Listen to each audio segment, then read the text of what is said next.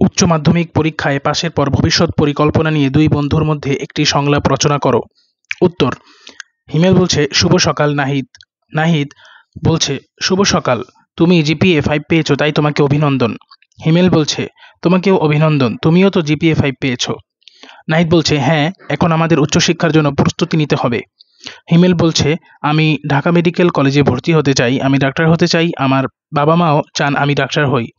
নাহিদ বলছে, এটা খুব ভালো পরিকল্পনা। তুমি ডাক্তার হয়ে গ্রামের অসুস্থ অসহায় মানুষদের সেবা করবে, এতে তোমার পুণ্যের কাজও হবে।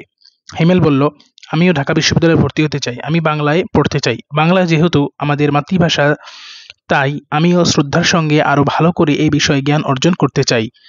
নাহিদ বলছে, হ্যাঁ, আমি জানি এখন আমাদের ভর্তি পরীক্ষার জন্য অনেক গুরুত্বের সঙ্গে পড়া উচিত। হিমেল বলছে, হ্যাঁ, এখন আমাদের বেশি বেশি বই পড়া উচিত।